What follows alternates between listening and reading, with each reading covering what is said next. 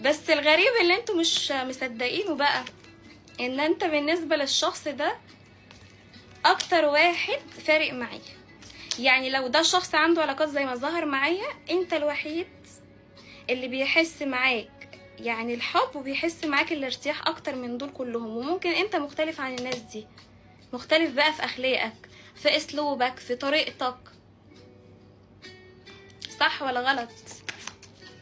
واللي كان متعود عليه. مع انه الشخص ده لما دخل حياتك يعني عشان يخش حياتك، بمعنى انك انت كنت بالنسبه له كنت صعب جدا، ما كانش عارف يخش لك ازاي. ايه اكتر حاجه بتعجبه فيك الشخص ده؟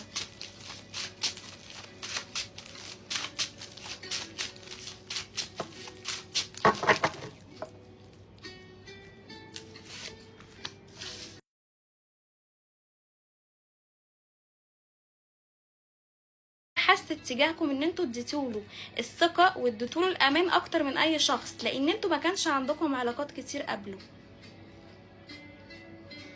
تمام. بس هو كان حاسسكم خايفين، يعني واضح ان الشخص ده كان حاسس ان انتوا كنتوش واثقين فيه في البدايه، بس وثقتوا فيه لان هو اللي اداكم الثقه في الاول. لكن دلوقتي انتوا ما بقيتوش عندكم ثقه. جايز عشان هو مثلا اختفى من حياتك من غير ما يقولك، جايز عشان انت شفته مع حد غيرك، جايز عشان انت حسيت ان هو بقى وفضل حد عليك. لان الشخص ده بيقول هو اللي وصل لك الصوره دي، لان ممكن يكون الشخص ده وصل لك الصوره دي عن طريق ايه؟ عن طريق بعده. بس خلي بانك انت مش مديله الخوانه، او بمعنى اخر مش بتفكر انه ممكن يسيبك، لان فجأة انت حسيت ان الشخص ده اتغير معاك واتبدل لشخص اخر انت ما تعرفهوش، شخص غريب. الشخص ده بقى يتعامل معاك بطريقة فيها تجاهل، فيها عند، فيها ممكن انفعال، عصبية. الشخص ده كان بيتعامل معاك بطريقة انت يعني كنت مستغرب منها، اتفاجئت من الشخص ده جدا. هو ليه بيتصرف معايا بالطريقة دي؟ هو ليه مش عايزني في حياته؟ هو ليه بيتهرب؟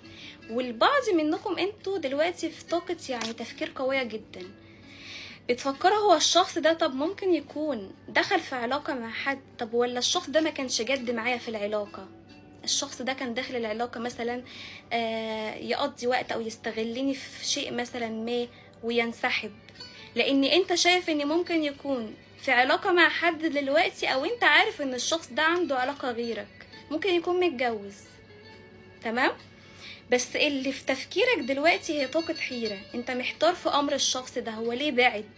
هو ليه استغنى؟ هو ليه مش متمسك زي ما انا متمسكة بيه؟ هو فعلا متزوج.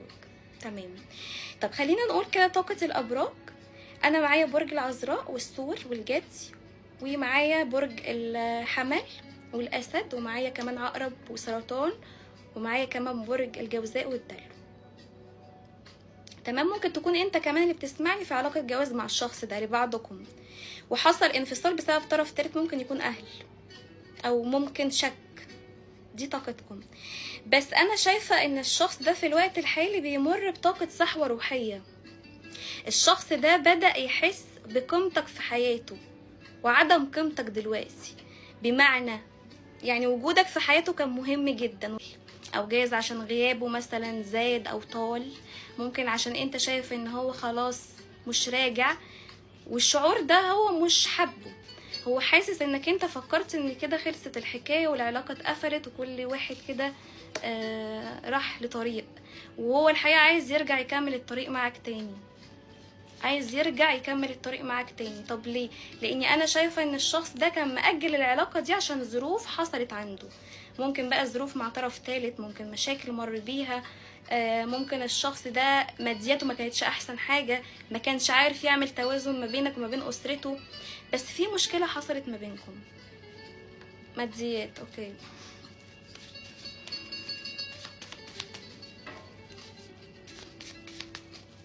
الشخص ده بيراقبك في الصمت، او بنقول بالمعنى الاخر بيراقبك في السر، عشان نكون فاهمين الطاقة. والبعض الاخر ممكن يكون بيخش على ستوريهاتك بس ما بيتكلمش، ممكن ما يعلقش، ممكن ما يتجاوبش معاك.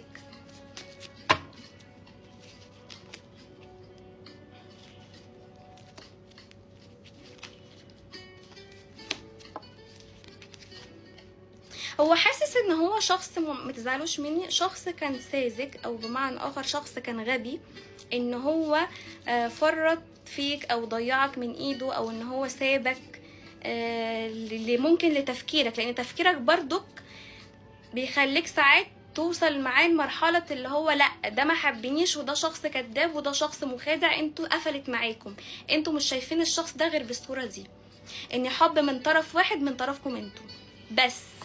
هو واصل معاه الطاقة دي، هو شايفكم ان انتوا خلاص بقيتوا تشوفوه بالصورة دي، ومش هتغيروا الصورة دي غير فعلا لما يرجع لحياتك ويحسسك المرة دي بالامان. غير كده انت مش هتقبل ان هو مثلا يقرب منك تاني. وزي ما قلت لك انت كنت صعب في البداية، فهو دلوقتي مستصعب دخوله لحياتك مرة تانية، لان حاسك انك رجعته غريب، رجعته شخص زي الاول،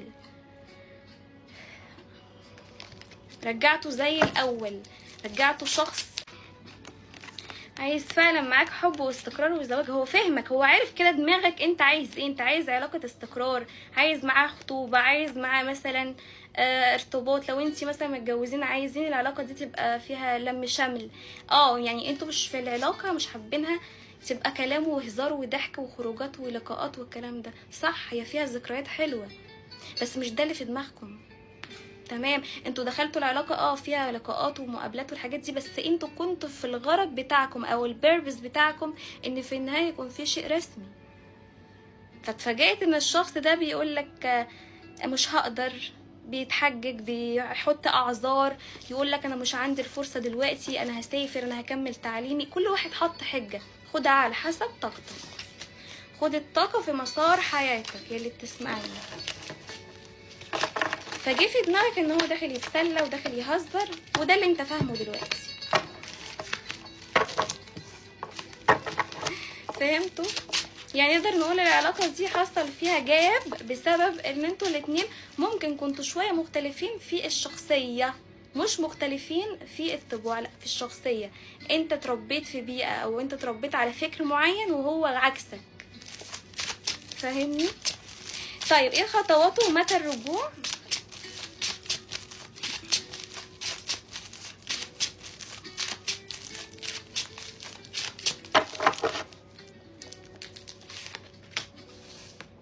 بص، اول كارت في الخطوات اول كارت في الخطوات الشخص ده عايز يعني يجي يتكلم اهو معاك، عايز يكلمك جدا.